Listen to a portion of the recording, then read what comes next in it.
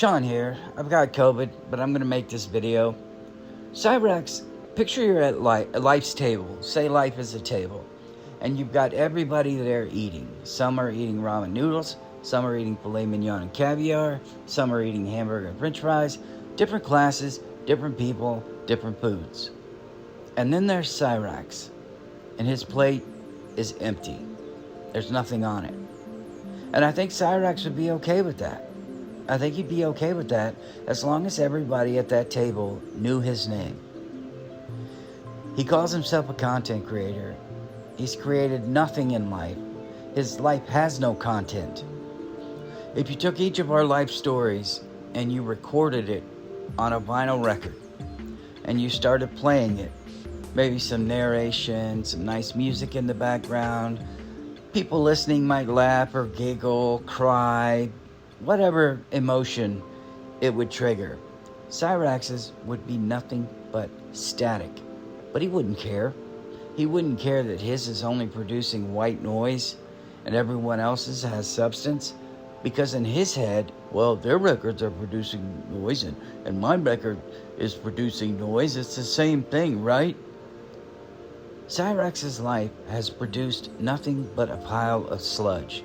Sludge goes in the trash can. It doesn't go on a plate. And the reason I keep saying life's plate is simple.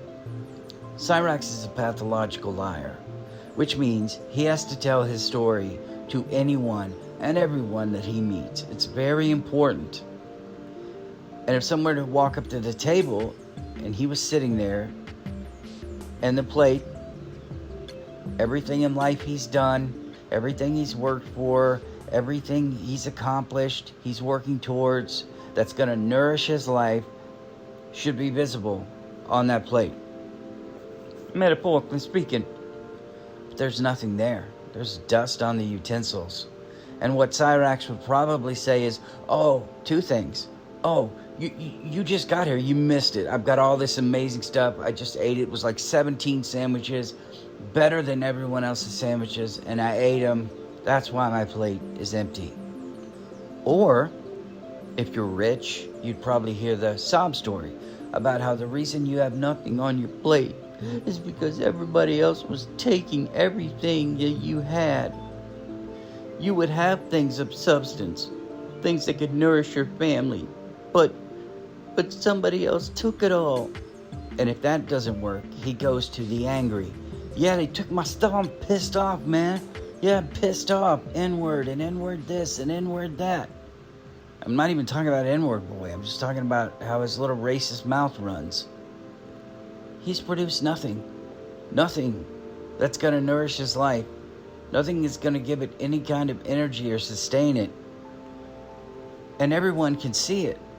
Everyone can see that he's produced nothing. And that he has produced, well, technically he's just produced a mess. Mess gets swept up, dumped in the garbage can. This dude is living in a garbage can. I mean, yeah, technically he is up in that attic with trash all over the place, but he is doomed. We all know it. And I don't care what kind of life updates he's giving. There's something going on. Sometimes I wonder if some of these people are discovering things that Sally's like, Chance, I'm not playing around with this one. You need to stop.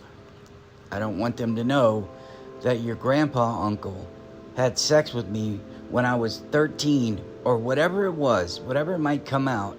Chance, you need to just shut it down. I don't care what he says. Could be an illness. Maybe he's crapping his pants every 5 minutes.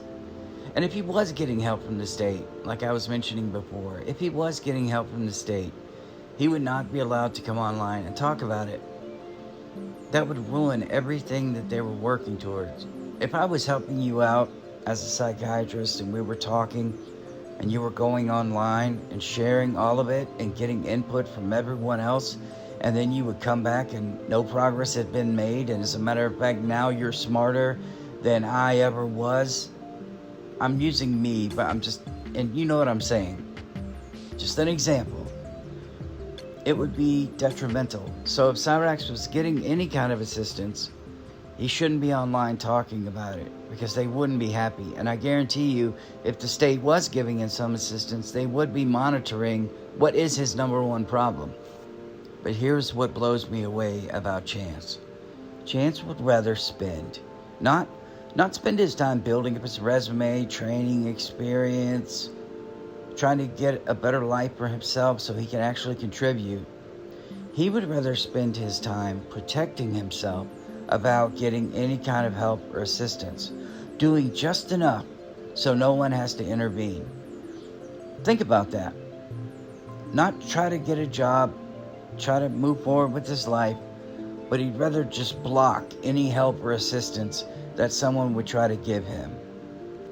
Plot and scheme and plan, get help from others so that he doesn't have to do anything, so he doesn't have to make any changes, rather than looking forward to that change, getting a great job.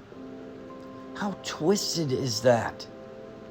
People, it would be like you have a castle, your kingdom's out of food, and rather than allowing other kingdoms or people that are genuinely trying to provide aid, rather than that, you just build a giant fire pit to keep them out because you want to maintain and live in this crumbling kingdom. And you know, he is a pathological liar, and he does give plus-minus answers. And what I mean is, if you ever watch these 48-hour shows where they're interviewing, did you kill your wife? Absolutely not. Absolutely not. Then 90% of the time, it turns out they actually did. But they're lying. But it's like they're trying to convince themselves that the lie is real. They use a plus, a positive, absolutely, which is affirmative. And then you have not, which is the negative. So technically, it helps them lie, I guess. I don't know. It goes way deep. I think I've heard Cyraxx, absolutely not. And the reason I say that is if someone did come in and they were asking him, Chance, have you ever had any issues with your anger? Absolutely not. Well, we have thousands of hours here of you losing your mind. And then he would start, of course, telling them that it wasn't his fault. That's why he'll never get any assistance. That's why the only assistance he wants is money and toys from other people. And if he was talking to a rich person or a gullible person that he thought he sensed any kind of weakness, he would hit him with and now I'm just stuck here without my toys. Did I mention toys? Toys. Desperate to have something to take his mind off the shit that is his life. It is much easier for Chance to play a game like Grand Theft Auto or Skyrim, where he can be powerful and a hero and have lots of money in game and be important and have a lot of titles, run the Thieves Guild and the Warriors Guild and the Mages Guild. He ran all of that. Plus he saved the whole kingdom and he has a lot of money. He would rather spend his time in that world than in the real world. And again, talking about life's table, Cyraxx would rather be famous than rich. He would rather have everyone at the table eating nice food and for him to not have any food, but everyone to know his name, which is why his life continues to wither away. At this point, I wouldn't even say he had a life, which is why when he tells his life story, it's almost comical. Like, what are you talking about, man? You're always talking about going back to the time when you were happy. And if you look at this picture, that was when he was happy. When he was still felt like a kid and was treated like a kid. He still is now, 40-year-old toddler. But no, when he was treated like a kid and he felt safe and he didn't have to feel any pressure at all or guilt. He probably doesn't feel either of those, but you know what I'm saying. No pressure or no guilt because he isn't contributing because he's still a kid. He shouldn't have any responsibilities. And Sally has not transitioned him from a child to an adult in terms of who he is and in terms of who he wants to date. So of course he wants to go back to the time before everyone knew he was a predator. Because when he felt like just a kid, when he felt like he was mommy's little boy, a lot of that stuff, oh, well, I'm just a kid. I'm just a kid doing crazy stuff, But now he's an adult. Well, he's supposed to be an adult. And his whole life story, his whole backstory, when he talks about going back and looking at pictures like this, it's all a lie. Every segment of his life is a freaking lie.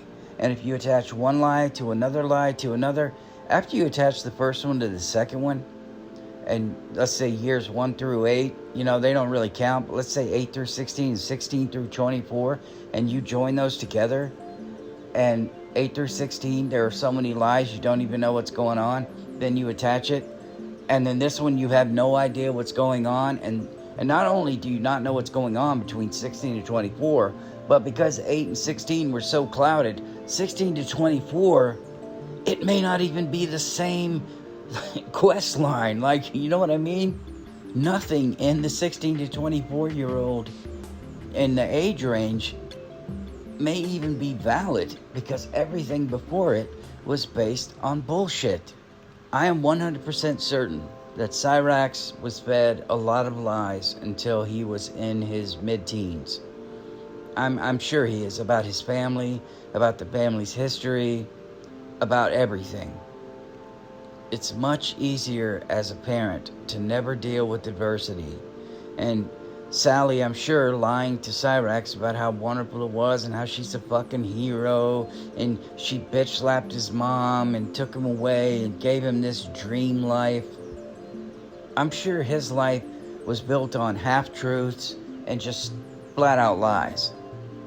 And going back to the plate thing, as I was saying before, you got one that has like just corn on it. And then someone has hamburger, french fries, and the caviar and the steak. And maybe the guy eating the corn, he doesn't really like it, but hey, at least it provides some substance, right?